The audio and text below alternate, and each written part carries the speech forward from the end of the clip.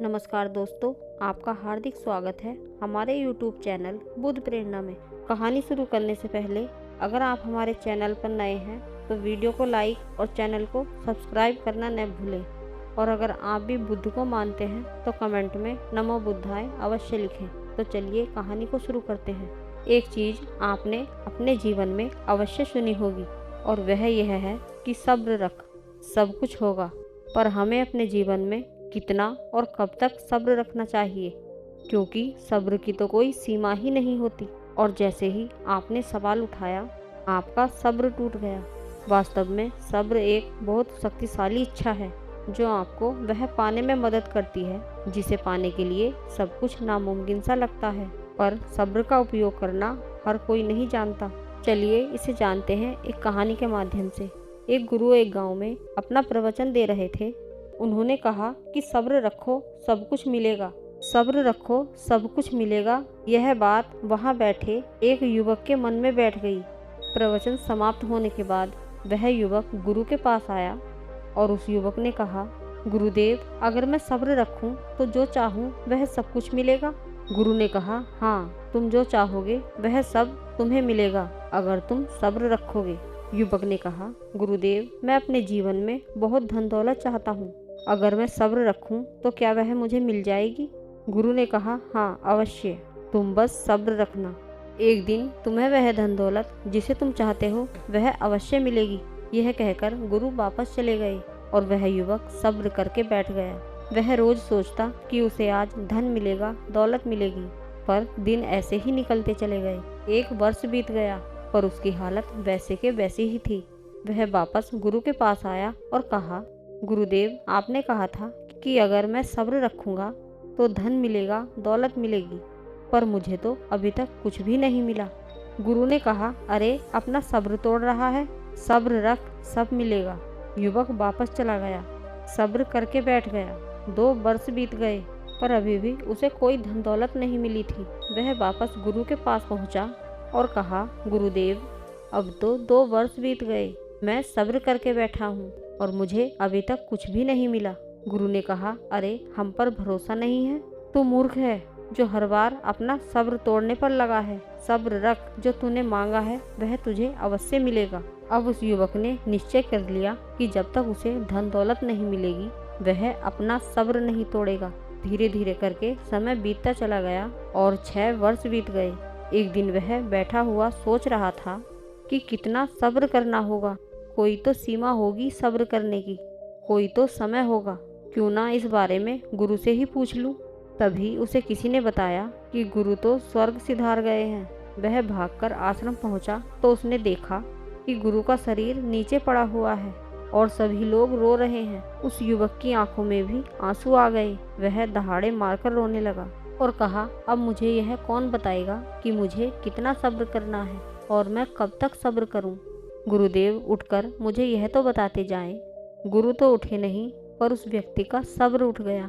वह निराश हताश होकर सुनसान जंगल के रास्ते से अपने घर जा रहा था। रास्ते में उसने एक व्यक्ति को अपनी ओर आते देखा। वह व्यक्ति दिव्य दिखाई दे रहा था। वह एक सन्यासी लग रहा था। वह युवक उस सन्यासी के पास पहुंचा और कहा, महानुभाव, आप क्या कोई गुरु हैं या कोई सन्यासी? सन्यासी ने कहा, पता नहीं, कोई गुरु कह देता है, कोई सन्यासी कह देता है, कोई मित्र तो कोई भाई कह देता है, कोई पागल भी कह देता है। जिसको जैसा मैं समझ में आता हूँ वह मुझे वैसा ही कह देता है। युवक ने कहा, गुरुदेव, मैं बहुत दुविधा में हूँ, क्या आप मेरी दुविधा का समाधान कर सकते हैं? गुरु ने कहा, ठीक है, तुम मुझसे अपनी दुविधा बता सकते हो, शायद मैं तुम्हारे किसी काम आ सकूं। युवक ने कहा, मेरे गुरु ने मुझे सब्र रखने के लिए कहा था। उन्होंने कहा था कि अगर मैं सब्र रखूंगा तो एक दिन मुझे धन दौलत अवश्य मिलेगी। धीरे धीरे 6 वर्ष बीत गए और मैं सब्र करता चला गया। आज मैंने सोचा कि मैं उनसे पूछ ही लूं कि कितना और कब तक सब्र करना पड़ेगा। कोई तो समय होगा, इसकी कोई तो सीमा होगी। परंतु आज जब मैं आश्रम गया तो मैंने देखा कि गुरुदेव तो मृत्यु को प्राप्त होकर स्वर्ग सिधार गए हैं और मुझे मेरे सवाल का जवाब नहीं मिला कि मुझे कितना सब्र करना है, क्या आप मुझे बता सकते हैं कि मुझे कितना सब्र करना चाहिए? गुरु ने कहा, क्या तुम्हें भूख लगी है? युवक ने कहा, जी गुरुदेव, बहुत भूख लगी है। आज सुबह से मैंने कुछ भी नहीं खाया है। गुरु ने कहा, ठीक है, तुम सब्र रखो, तुम्हारा पेट अवश्य भरेगा, बस यहीं मेरे साथ बैठ जाओ। धीरे धीरे समय बीतता चला गया और अंधेरा हो गया। युवक को अब बहुत भूख लग रही थी।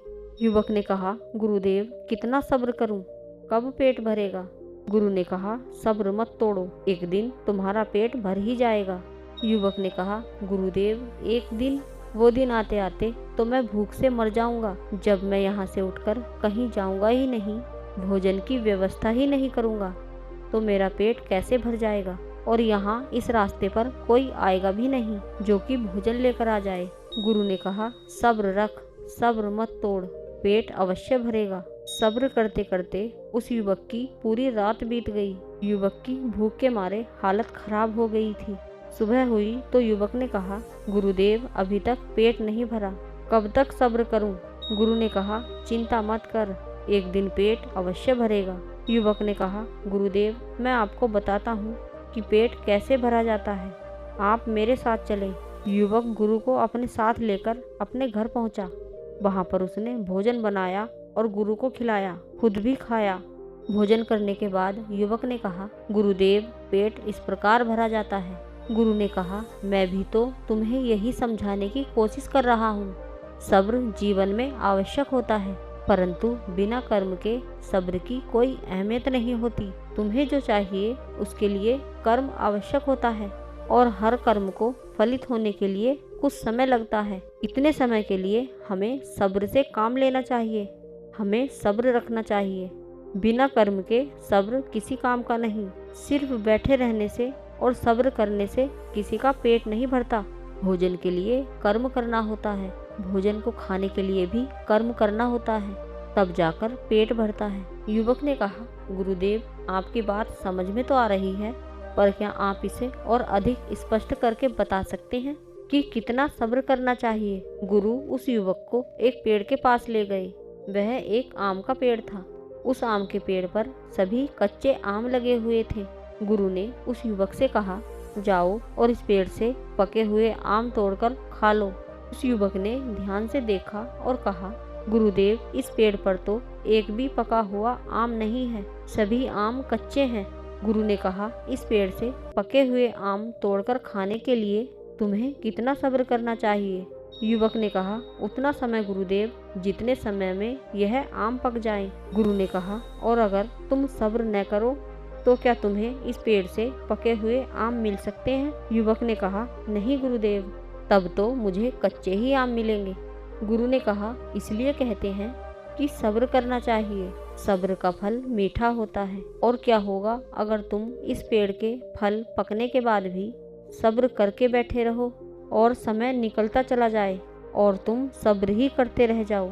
युवक ने कहा, तब तो इस पेड़ के फल पककर खराब होते चले जाएंगे और एक दिन सारे फल नीचे गिर जाएंगे, और एक समय ऐसा आएगा कि इस पेड़ पर एक भी फल नहीं होगा, और अगले पके फल लेने के लिए मुझे बहुत सब्र करना पड़ेगा। गुरु ने कहा, यही बात समझने योग्य है कि हमें सब्र उतना ही करना चाहिए जितने में हमारे द्वारा किया गया कर्म फलित हो सके। हमें अधीर नहीं होना चाहिए, क्योंकि समय से पहले कुछ नहीं मिलता, और हमें इतना अधिक सब्रवान भी नहीं होना चाहिए कि जो मिला है वह नष्ट हो जाए।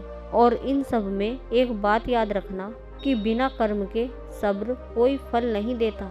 युवक ने कहा, गुरुदेव, आपने बिल्कुल सत्य कहा, आपने मुझे सब्र की शक्ति का उपयोग करना सिखाया। अब मैं समझ गया हूँ कि मुझे आज तक धन दौलत क्यों नहीं मिली, क्योंकि धन दौलत के लिए मैंने कोई कर्म ही नहीं किया, और जब कर्म ही नहीं किया तो कर्म फलित कैसे होगा? मुझे यह समझाने के लिए गुरुदेव आपका बहुत बहुत धन्यवाद। तो दोस्तों, कैसी लगी आपको हमारी यह वीडियो?